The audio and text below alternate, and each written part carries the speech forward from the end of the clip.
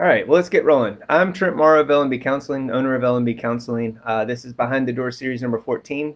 Thank you, as always, for either being here live or watching afterwards.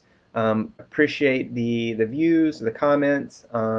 It's really nice. Hopefully, people are getting some benefits from it. The whole idea behind the door series is just to kind of literally show people what we do behind the door. So whether you're a prospective caregiver or client, or even a therapist, we try to share our techniques.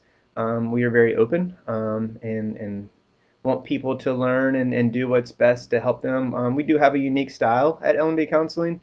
A lot of times we'll get out of the office and use these techniques because the real world is where the practice is, and it presents better challenges than just being in an office a lot of times. So it's just our way of hopefully giving back a little bit to the community and the people around us to for them to just to see how these things operate. So this week, and I know we've talked about it before, but I wanted to talk to you about sleep.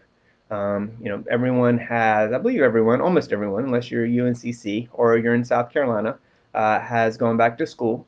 So I know there's been probably some disruptions in your sleep. I've got teenagers, and so they're obviously not sleeping in as late as they were, while still maybe going to bed at the same time. I will give mine great credit. They go to bed at really good times, around 10 or 10:30. And one of the benefits, if there are many, of COVID is that the teenagers, especially the high schoolers, were able to sleep in a little bit more than starting that school day at 7:15, at least here in Mecklenburg County for the public school. So that has been a nice benefit, I will say, and I get to see my daughter in the morning rather than her being at the bus stop before I get home. So just wanted to tell you about some things that you can do naturally. Take some discipline for you to build those habits. We've talked about those habit loops before, probably at nauseum, but some things that you can do just to develop some good habit sleep rhythms. So right now it's what, 11 o'clock. Generally speaking, in the morning, you want to get outside for at least 10, 15 minutes, like you talked about, for those circadian rhythms, and reset those. What it does is kind of a twofold deal. And it doesn't have to be sunny, like today is beautiful, at least here in Charlotte. But it doesn't have to be sunny. You're going to get a lot more lumen by being outside, sometimes up to 10 times more than you would just being inside with these artificial lights. So even on a cloudy day, you're getting a lot more lumen than you would just being in a room, unless you're using some kind of artificial light, which I know that is a certain type of therapy, but most of us don't do that. So get outside in the morning. You need to feel that sunshine or just be out, even if it's a cloudy day. What it does is, like I said, it resets their circadian rhythms, but it also gives you a good cortisol bump, which is telling your body, your brain, it's emanating throughout the body, saying, all right, it's time to go. It's time to get things going. It's time to start moving. And that circadian rhythm part is it resets the clock for about 16 hours. From then, you'll start getting your melatonin.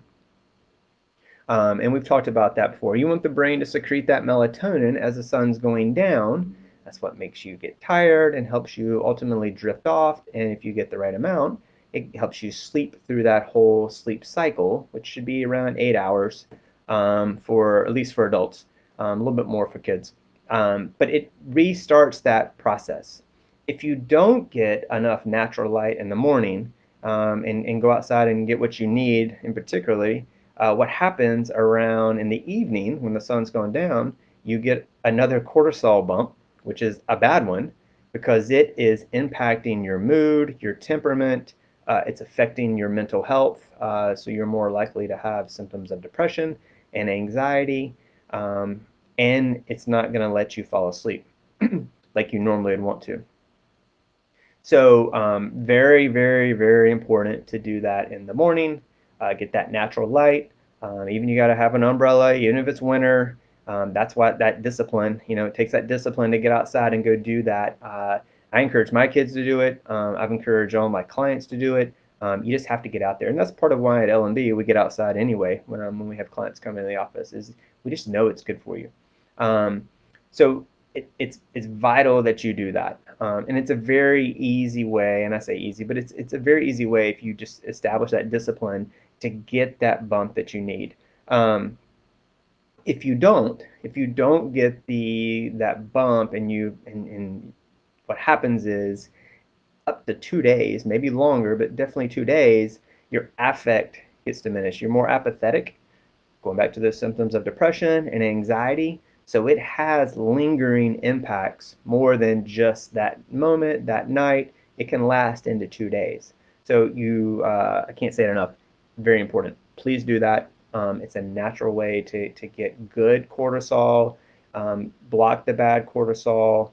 The other thing that's going on now that can influence our sleep and our sleep cycle and our sleep rhythm is um, especially with the kids coming back into school, we're on screens. We're on screens a lot, and kind of like we were talking about last week, if you don't change your viewpoint, if you don't go from something very focused, and when you have a break, maybe between class or meetings, and lift your view up and just look outside in a kind of a panoramic view, you're not going to switch off your adrenaline, and it's going to keep going, and you're just going to stay micro focused. So you can continue to do that, like lift up even for a minute, and then come back, and then you'll kick back in, and you'll get back to work.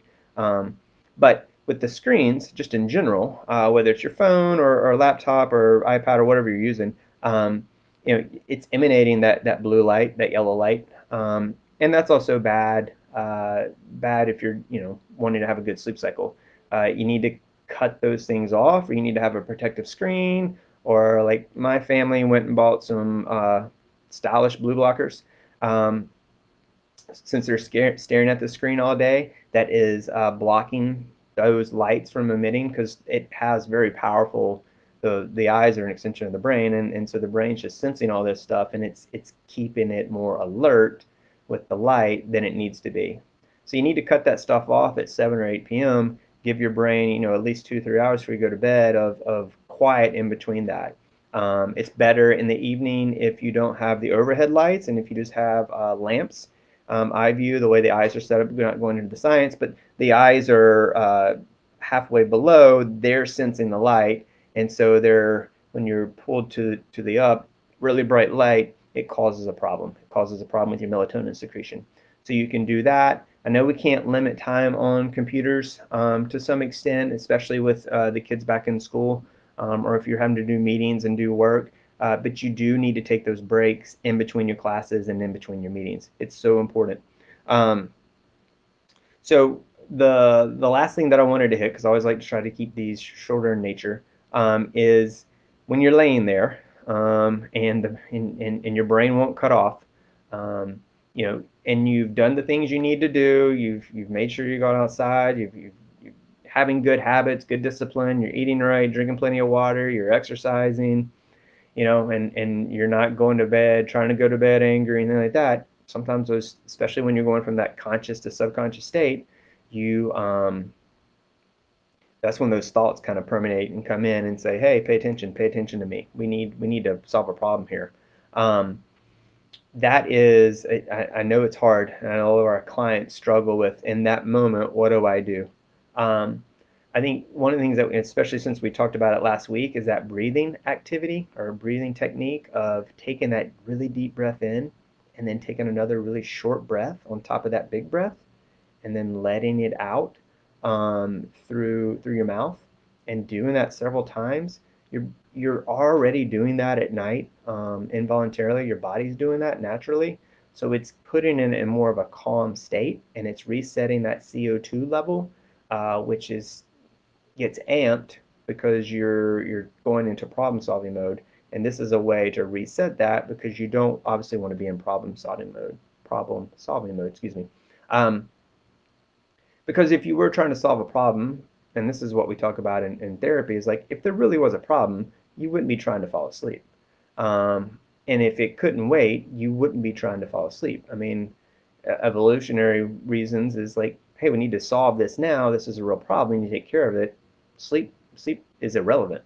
But if you've had the intention of going to bed, and that's what you're doing, well, then this is a good way, that breathing technique's a good way to have control over those thought patterns and be able to, in a sense, kind of like swat it away and say, I'll deal with that tomorrow, or I don't need to deal with that at all. And you do that breathing technique. So it's resetting the hormones and chemicals in your brain and your body to get you in a more relaxed state. That way you can fall asleep and hopefully stay asleep.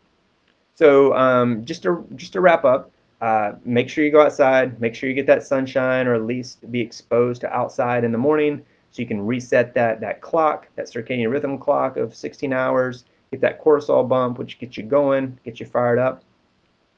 That way you don't experience the cortisol bump in the evening.